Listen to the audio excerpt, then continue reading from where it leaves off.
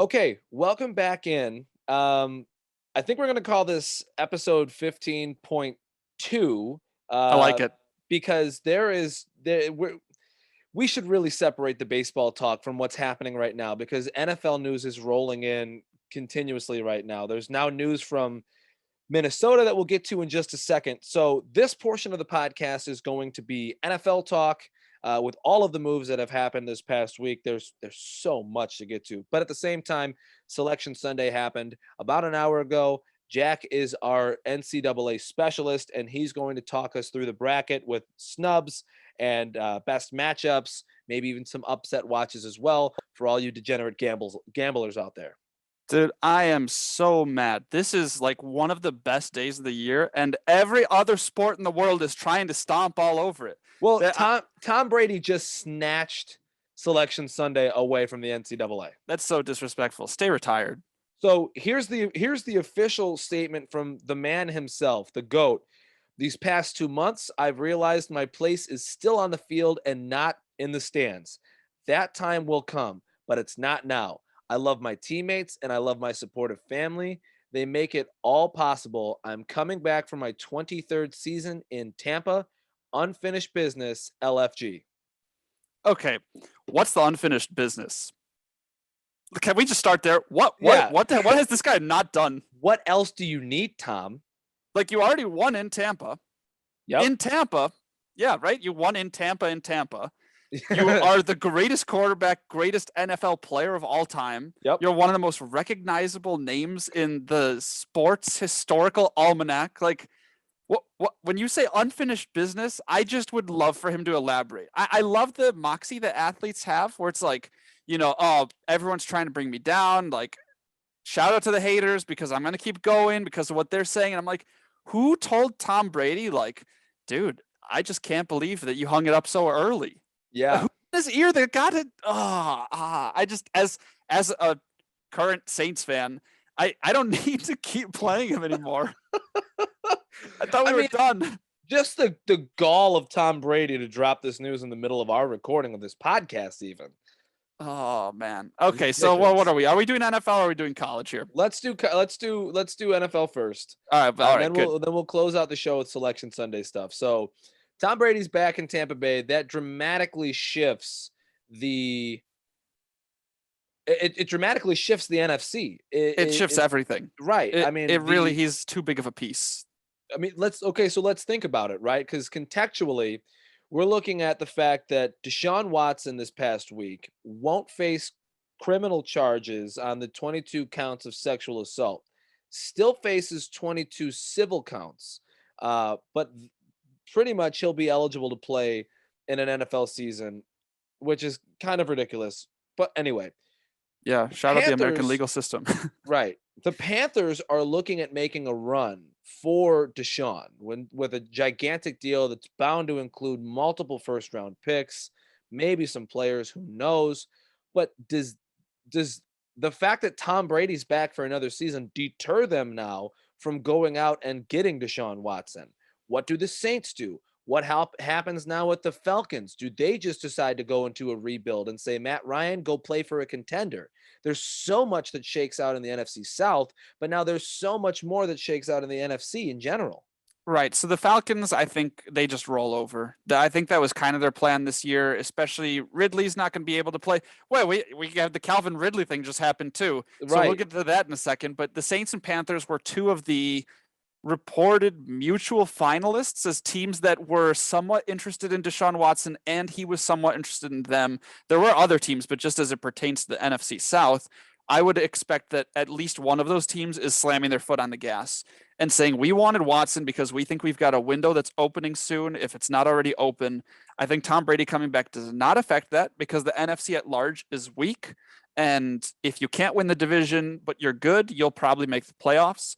I think there's a little bit of quarterback carousel implications because Kyle Trask, as the theoretical successor to Tom Brady, not super convincingly had the job. And it was, if Tampa Bay still has a strong roster, would they look for a quarterback? And in how many years would they be looking? So it really puts Tampa Bay in a holding pattern on their like long-term plans. And then every other NFC team, I think, just has to discount that there's probably going to be one fewer playoff spot. And we've seen a lot of moves in the NFC West. We've seen a lot of players who want to move from the NFC West. So the dominoes are going to be almost impossible to predict, but I think they're going to fall very quickly in the next couple weeks. Yeah, I just like I wonder, does Matt Ryan now go on the free agency, or I'm sorry, the trade market? Because the news from the Vikings that I mentioned at the open of this podcast is that Kirk Cousins just signed a $35 million extension to stay in Minnesota through 2023 with a no trade clause. Which Because the timing I think is just a coincidence with the Brady thing, but that is it. It's how you have to play in the NFL. If you find a quarterback, you have to keep him. And Kirk Cousins is above the bar of have to keep, because unless you really have a guy behind that you believe in, for example, the Green Bay Packers, I think their need to keep Rodgers is a big sign of their current trust in Jordan Love. Not that he can't be good, but that he's not there yet. And if Kellen Mond in Minnesota is not the guy, you've got to keep Kirk Cousins and build around that, because finding a quarterback is not easy. And if you don't have a quarterback, thing in sports to do, it could take you forever. Like you might just never find a quarterback again if you strike out once. So look at the Bears. And that, I mean, that's where the Bears are exactly. You're right. Is there are teams who look at themselves right now and go, we're set at quarterback. Teams like the Jaguars, the Bears, the 49ers, we thought, but now they're kind of wishy-washy between Garoppolo and Trey Lance. But we don't know that those teams are set.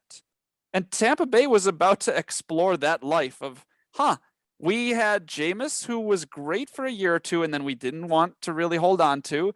And then we got Brady, and we were good, and now we just got to figure it out. So they at least get to kick that can 1+ year down the road. This doesn't have to be Brady's last year either. He could definitely stay longer. I mean, he was. I think he should have been the MVP this last season. He's 85 years old.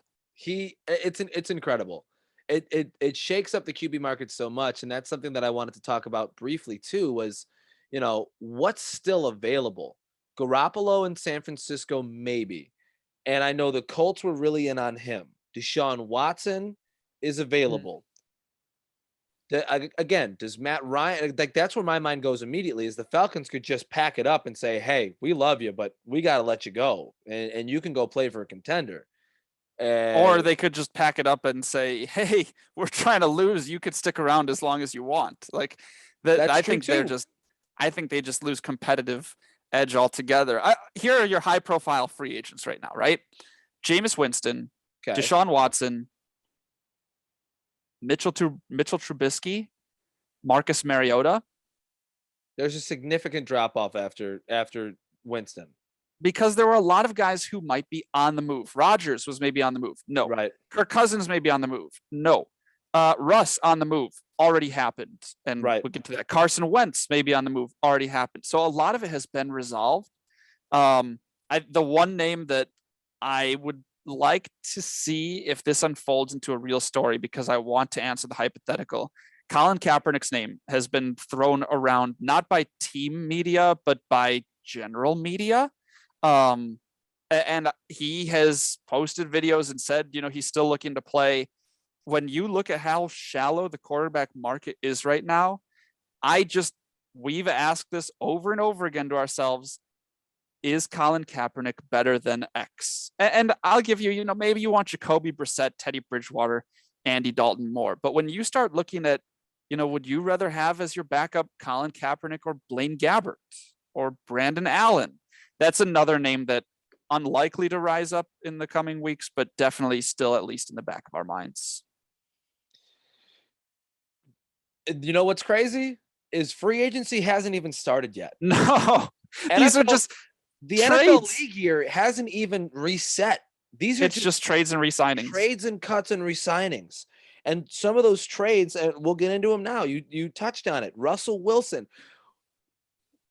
It's bananas to me that at any time the Seahawks ever thought about trading Russell Wilson. It truly is bonkers. I don't understand it, because you're talking about how how rare a great quarterback commodity is. How often do you come across one? How often do you grow one like Russell Wilson? You And don't. forget great. You're now talking even tougher than great is Hall of Fame. Yeah.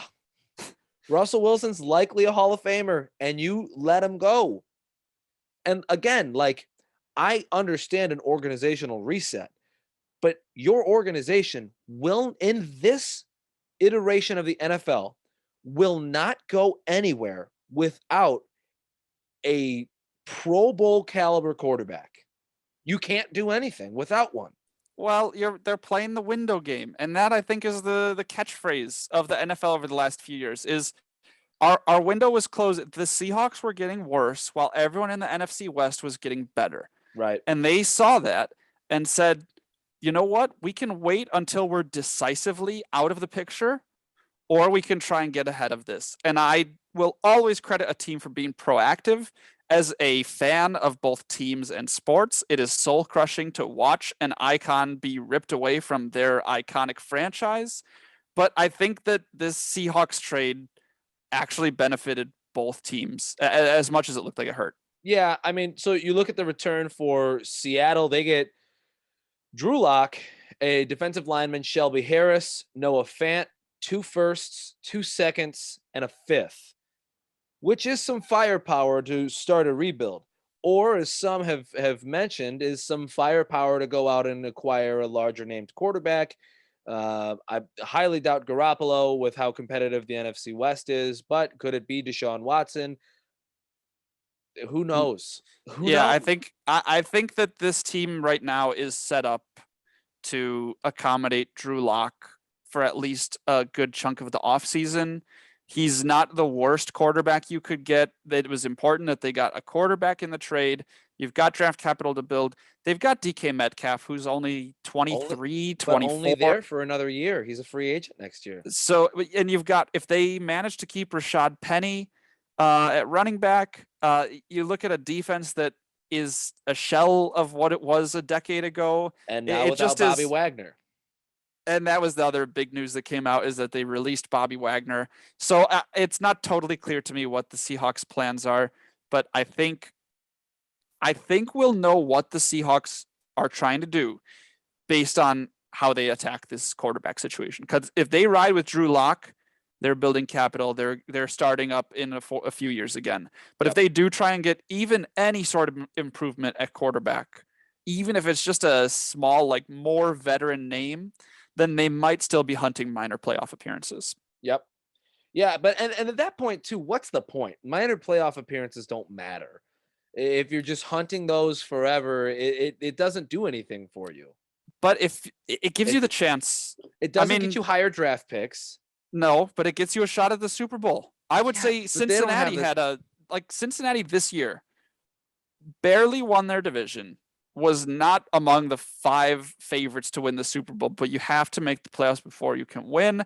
And if Seattle can make the playoffs and show they're competitive, that's also a method by which you can retain players.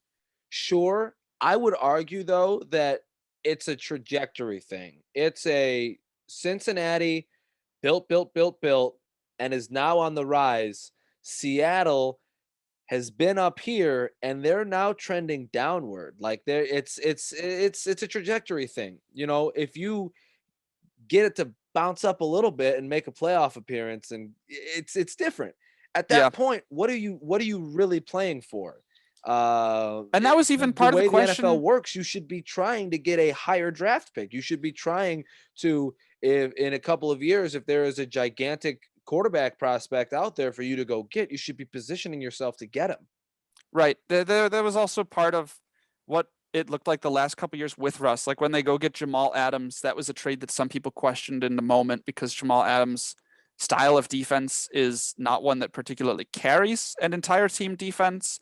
So I'm not sure where the Seahawks head next. They might have just cut their losses, that some of their young talent is not going to want to stay.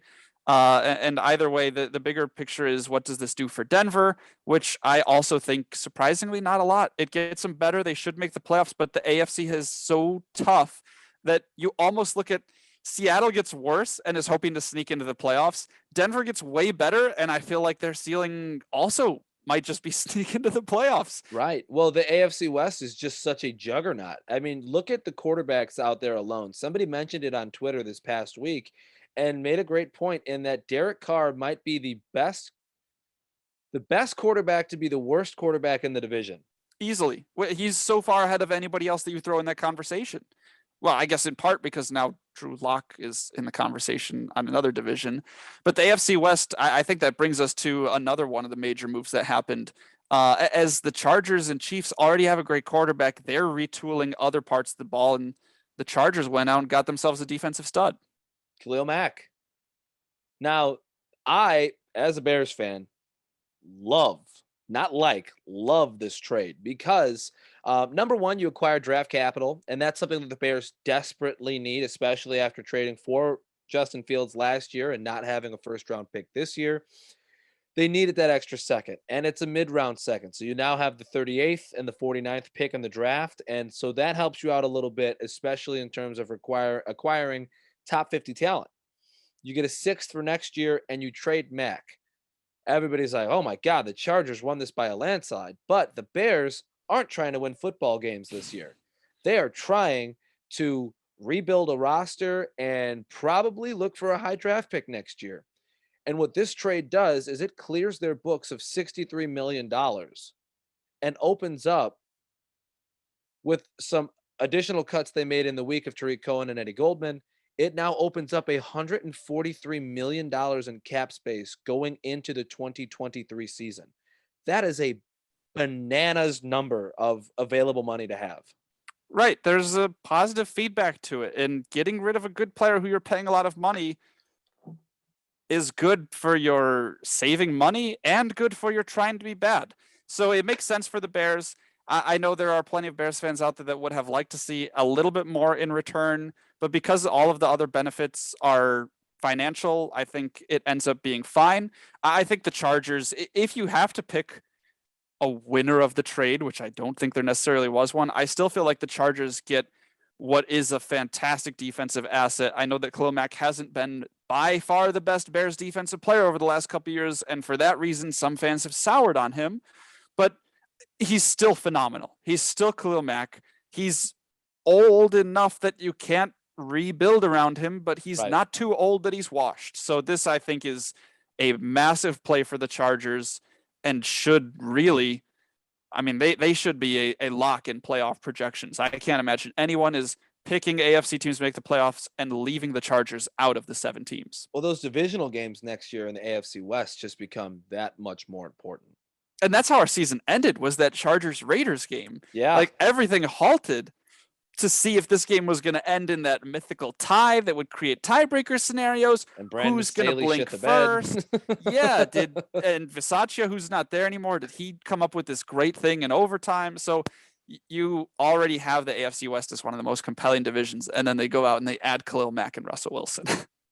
So rounding out some of these other trades, Carson Wentz goes from Indy to Washington to be a Commander.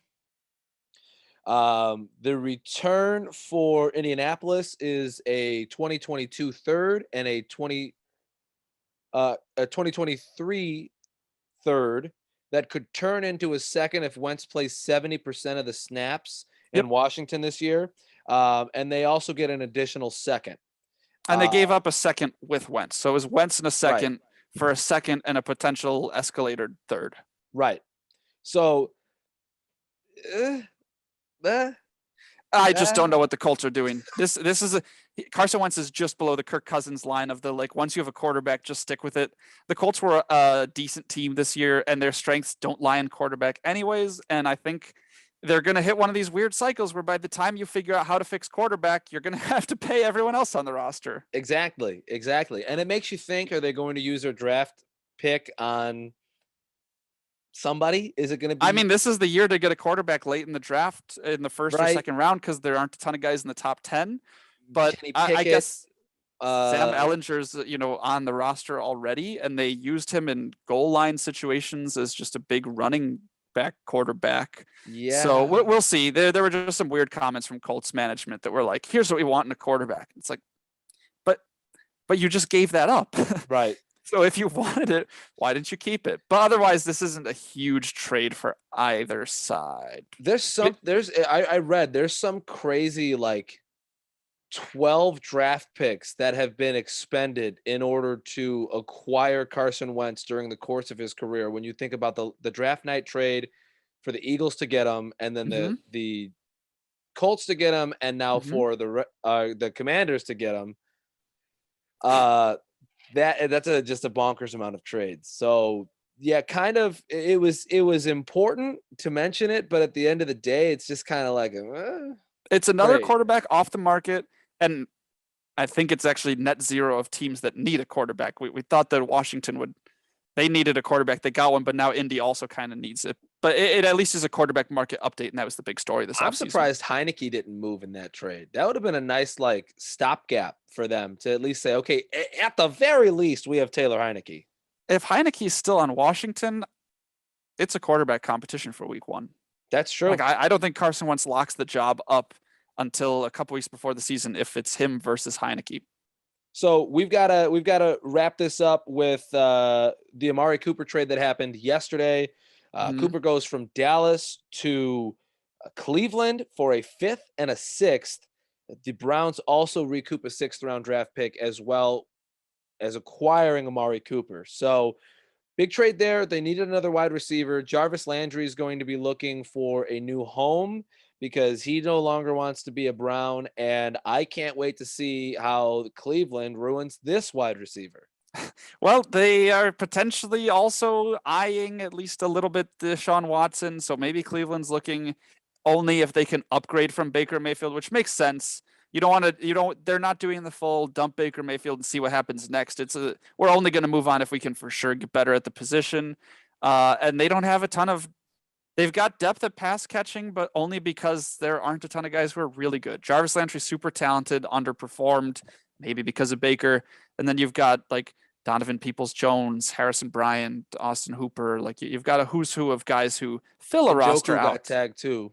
Yeah, which I think he's for sure sticking around, but at least prior to the tag, that was a guy who could have been on the move or even like a tag and trade type deal. And then the last thing is maybe the most inconsequential news of the week. It's crazy to say that, but like Aaron Rodgers getting a contract extension in Green Bay, like it feels so much less important now after everything that's happened this past week.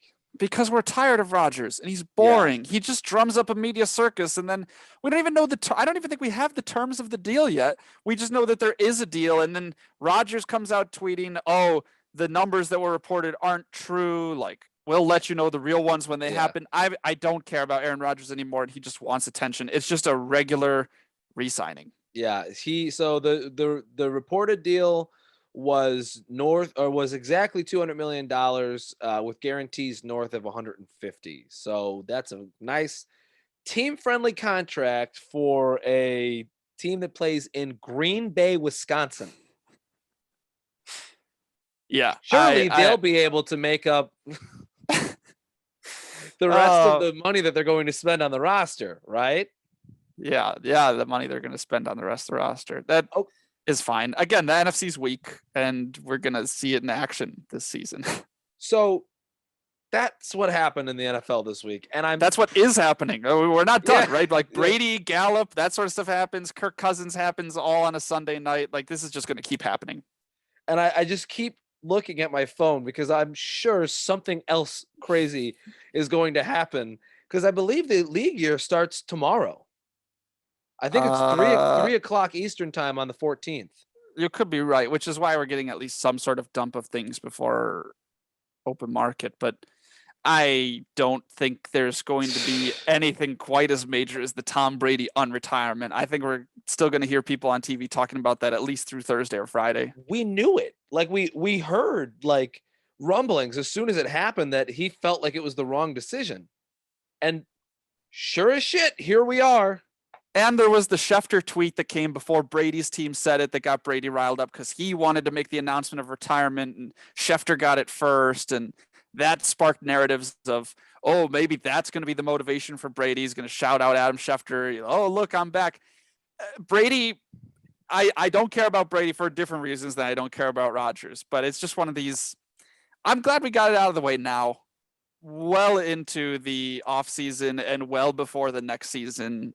I don't need these sort of headlines in July or August, so let's do it now. Yeah, But yeah, good. I don't want them on Selection Sunday either. That, again, very disrespectful. And there's your transition, right? It's time for you to take over the podcast and talk about Selection Sunday. You are our college basketball expert. The Selection Sunday show is now 2 hours in our rear view, and we have an opportunity now to talk about this bracket and who you think. I think some snubs are, who's overseeded, who's underseeded. But let's start with those snubs. So the most egregious one, and it isn't even a super egregious move by the committee. I think me, along with many other college basketball fans, were almost hoping that we would see the end of Michigan after they've kind of slid lately and had a bit of a mediocre year. The only team that missed that I thought probably should have made it was Texas A&M, who had a great SEC tournament run. They lost in the finals to Tennessee this morning, and they were not very. They weren't on the bubble as of a week or two ago, and they have climbed their way up through wins over Auburn, wins over Kentucky, and then they lose to Tennessee. And to me, I put a lot of stock in the conference tournament. I also don't prognosticate brackets in the way where I predict what the bracket people are going to put in, or even what I think the correct bracket should be. I tend to just hope that teams I like to watch and teams that I think are fun to watch are the ones that get in. And Texas A&M has such a great narrative going into the week of that it was a bummer to see them miss. Wyoming was a mid-major team that made it as a play-in. They're going to be playing in for an 12 seed against Indiana, who had two big upsets, similar to Texas A&M, over Michigan and Indiana, Michigan and Illinois in the Big Ten tournament. So I would have rather seen Texas A&M over Michigan, who somehow got not a bye. They start in the round of 64. They do not have to play in. The last four teams were Wyoming, Indiana, who will play in for a 12, and Rutgers, Notre Dame, who will play in for an 11. Rutgers and Notre Dame probably could have got single-digit seeds if the season ended 10 days ago, but also slid lately. So the only snub I have is Texas A&M, and I would have replaced Michigan in the bracket. And that seemed to be a pretty common thought, is that Michigan shouldn't have made it. The Big Ten was going to be overrepresented as it is. And 9 Big Ten teams, the most of any conference. A few conferences have 6 teams, but that's a pretty big gap. But yeah, for Michigan to make it with, what was it, 17 wins, and some really egregious losses over the course of a season, it just seems like a brand loyalty thing by the selection committee. And you look at that portion of the bracket, you were irate that the fact that Michigan drew Colorado State. Yeah, this to me is Michigan should have had to play in. They didn't have to play in, and they get an 11, and they draw Colorado State, who I think as a 6 seed is very weak. That's the only super flagrant one in my mind of miss-seedings. I think Colorado State as a 6 being higher than Boise State and San Diego State, who both got 8 seeds in the same conference. They're all Mountain West teams. San Diego State and Boise State, I think, are for sure better teams. There are a handful of metrics that support that. And then Colorado State and Michigan, I don't think either of those teams should have had as easy a matchup as they did. But you look at the net ratings, San Diego State was 24th, Colorado State was 28th, and Boise State was 29th. So again, they're good teams. No one's disputing that. San Diego State, 22nd in KenPom, Boise State, 26th. And Colorado State was 31st. And then the last one that I generally think is an easily accessible metric for fans who like to follow. Colorado State strength of schedule was fairly weak, and weaker at least by a little bit than Boise State. I think they were 85th and 82nd in that category. So the basic metrics support both Boise State and San Diego State higher. I also just didn't really like watching Colorado State basketball. They've got one really good player who will be fun to watch. Watch out for number 21 Roddy in the first round, but I'm bummed that either Colorado State or Michigan for sure gets to win a game. I think that was the biggest mistake.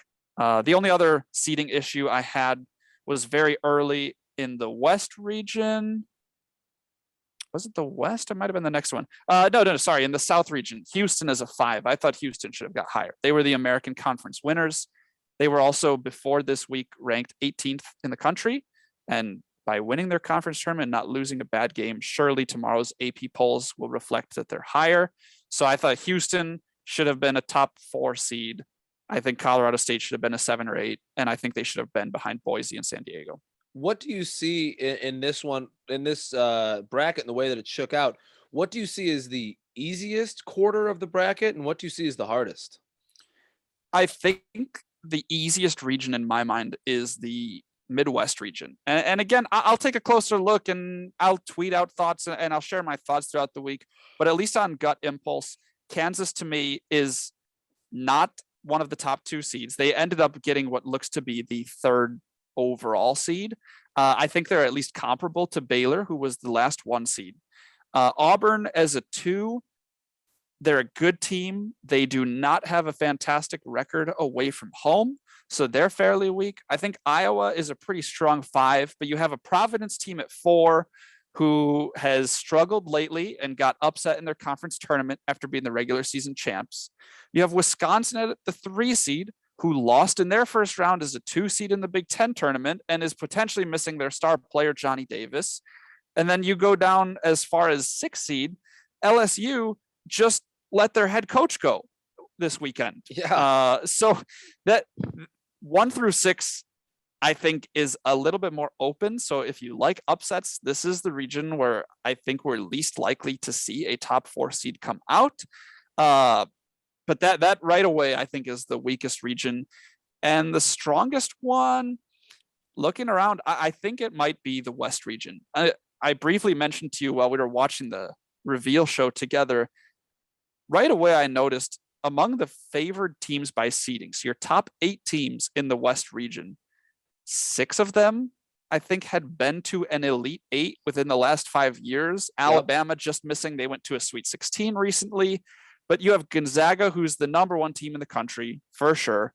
Duke, who was probably more deserving of a 3, but still a strong 2. And they've got obviously very good players and the Coach K last season narrative. You have Texas Tech and Arkansas at 3 and 4, who both had fine showings in their conference tournaments and strong regular seasons. And then even when you go down and look at Michigan State at 7, again, just a reputable blue-blooded college basketball organization. You had Davidson at 10, who was a mid-major conference winner in the Atlantic 10. And Memphis at number 9 doesn't have quite the same blue-blooded resume, but they've got decent players and they have Penny Hardaway as their coach. So this is, again, I think at least the region with the best draw for consumption, the best marketing, easily set up. Do you see, I mean, you look at these, you can run through 1,000 different possible matchups in your mind. Did you, when this was getting put together, look and say, ooh, if these 2 teams win in the round of 64, this round of 32 matchup or this Sweet 16 matchup could be ridiculous? I think that one fun one that jumps out right away, if Purdue at 3 and Texas at 6 in the East play each other, those are 2 schools that have a very strong recent history of tall centers. And that history continues this year. So that could be a fun matchup between 2 teams who over the last few years have been strong teams without being the absolute best of the best. And I think at least have enough in the tank that they could make a deep run in the tournament. So that's the first one I see as, ooh, I'd love to see these 2 teams play in the second round. If I had to point out one more, I think the Duke Michigan State matchup, it has a lot of narrative. It might not be the most fun game, but that's at least one. If all you do is fill out a bracket every year, you've heard of these 2 schools. And if you watch ESPN, 3 times during college basketball season, you've heard of Tom Izzo and you've heard of Coach K, and seeing them square off is always a treat. So those are the 2 I would say penciled in. If this round of 32 matchup happens, put it on the big screen with the volume on. You would probably put Michigan State Duke. Like that's almost appointment television. Yeah, you've got to watch it. Their commentary on that game would certainly be phenomenal. There's a lot of history to go through. These are two Champions Classic teams that can play as early as October, year in, year out. I don't think it would be the best basketball game, but you get some storylines. Definitely, definitely, and probably some cool feature stories and things like that. We're looking at a broadcast being put together for that. I think the last thing that we have to go over is: do you see any potential for upset, or maybe even a route for a Cinderella type team, a Cinderella path? I think the upsets. Okay, first of all, when you're looking for the double upset, which I think is a staple of most people's casual brackets, right? What 12 seed or 13 seed do you have going to the Sweet 16? I think the 13s are very strong this year, with one exception. I don't like Akron in the East. I think UCLA will handle them easily. South Dakota State versus Providence in the Midwest, and Vermont versus Arkansas in the West are two teams, the 13 seeds that is, who ran through their conference. The Summit League was weak, but South Dakota State was good. The America East was weak, but Vermont was very good. And so those are teams that have such great bones to their roster composition, even over the last few years. We'll remember Oral Roberts was the big upset story last year. They're from the Summit League, and they had to upset South Dakota State to make it because they are the Summit League dynasty team. We'll remember Mike Daum was a big name from a few years ago. So those are the first ones where I like those 13s to have a good chance. I think South Dakota State maybe would have a tough matchup with Iowa if they get to the second round. I think Vermont versus New Mexico State is your most likely 12 versus 13. And that's in the first region that was revealed, the West. So whoever you like more, I think Vermont has enough behind them to be a Sweet 16 team. I'm not locking that in. I'll post my bracket when I've got it set, but that's the first one that jumps out at me. If you really want to impress your office pool, your coworkers, be like, I've got Vermont as a Sweet 16 team. You ask for a Cinderella. Is there anyone who can make a deep run? I think when you look at a Cinderella team, you're looking at a 5 through 8, right? If you're a top 4 seed, you normally have at least some geographical advantage within your region. I think the very fun one, at least to dream about, Murray State is a very good team. They didn't play a lot of other very good teams this year, but they are really strong. Purdue and Texas are vulnerable if Murray State could knock Kentucky off to get to the Sweet 16. I think Murray State is your 7 or 8 seed. Doing a check to make sure I totally believe what I'm saying. I think that they are the strongest 7 or 8 seed. So if you want to pick a 7 or 8 to make it to the Elite 8, Murray State's the first one that jumps out for me. Yeah, they have San Francisco, and then Murray State would likely face Kentucky, barring a giant upset, and that would be probably their biggest test because after that they've got any one of Texas, Virginia, Purdue, or Yale, and Murray State, like you said, a great program of recent and a good team this year. They have 2 losses. They're 30-2 this year. Granted, they're not playing some of the blue bloods that Kentucky or Duke or whomever is playing, but at the same time, like 2 losses is 2 losses. That's phenomenal. You got Gonzaga, who's probably the number 1 overall seed. They have 3 losses. So like if you're looking at it that way and kind of that remedial, this many losses versus this many losses, whatever, like Murray State looks formidable, and then they've had success on the court this year. Yeah, they had 2 games against other bracket teams. They lost at Auburn and they beat Memphis. So that's your, when they play decent teams, how does it shake out? If you don't want to go so extreme for a Cinderella pick, I also like UCLA's spot in the bracket. UCLA went toe to toe with Arizona during the conference tournament. I think they've got a very good chance. When you pick a Cinderella team, you also want to pick a team that should win their first game. And I think Murray State definitely should beat San Francisco. I also think UCLA definitely should beat Akron. So if you can survive the first round, UCLA is a 4. Their seed projection puts them in the Sweet 16. Baylor, we saw it in their conference tournament, is not by any stretch a juggernaut. So I think UCLA is a team that if you want to take it one step further and say, what's a not top 2 seed that you could see going to the Elite Eight or the Final Four, UCLA is the next mid-range team that I like. I will be excited to see how you fill out your bracket. I know this is your favorite time of the year. Yes, Oh my God. are over, but come Thursday, I you're going to be glued to 4 different screens at the same time. And the problem is I like other sports too, so I'm going to be tempted to watch like, oh, there's an NBA game on that I want to see. No, I don't have time for that. I tweeted out earlier today that there's been a push in the last few years. People want Super Bowl Monday to be a holiday so they don't have to go into work. And a lot of businesses have started to adapt that because it's late at night. Everybody loves it. It's a national spectacle. And maybe people get a little bit out of hand, carried away that they aren't going to be performing their best at work the next day anyways. But I would gladly sacrifice Super Bowl Monday if we could get a bracket Monday where I just am afforded a day where all I can do is look at brackets, look at, highlight reels from the season, look at stats. This is my Christmas, right? Like this is what I love it because all it means is that we've got more fun on the way. And I think brackets are just so relatable for people. Everyone can fill one out. Everyone can watch the game. You throw in $5, you throw in $20. You don't have to throw in any money, just bragging rights. And I will. It's not even dying on a hill because I don't think it's a take by any stance. It's just a truth of the universe. Everybody should be finding themselves a bracket pool or at least someone to help out fill out a bracket because this is beautiful. And it only comes once a year. It is like Christmas in that way. It's the best competitive format. Yeah, well, and except this actually lasts longer than a day. This is like the Hanukkah of sports. Right. This is like your entire Lenten season before Easter, except we got Easter first and now we get the 40 days. Exactly. Yeah. We go wander through the desert. We talked about a couple episodes ago.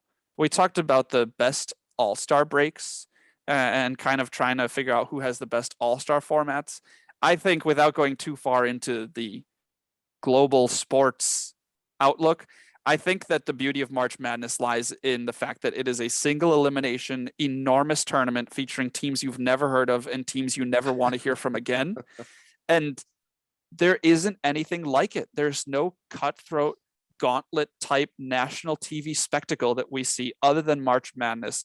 And it's college athletes who may or may not be moving on to professional basketball careers or just professional lives that no longer include basketball. And you see the emotions, you see the stories, you see the games, and there's just nothing like it. If you have not ever watched college basketball before, now is the time to get into it. That's super compelling. That's what I'm talking to you, Ryan Sartori. Now is the time. You're not even going to remember the word baseball next year because you're just going to be like, all I want is college basketball. Listen, I watch March Madness every year. I don't necessarily pay attention to college basketball, but I watch March Madness every year because it is some of the most compelling sports that you will see.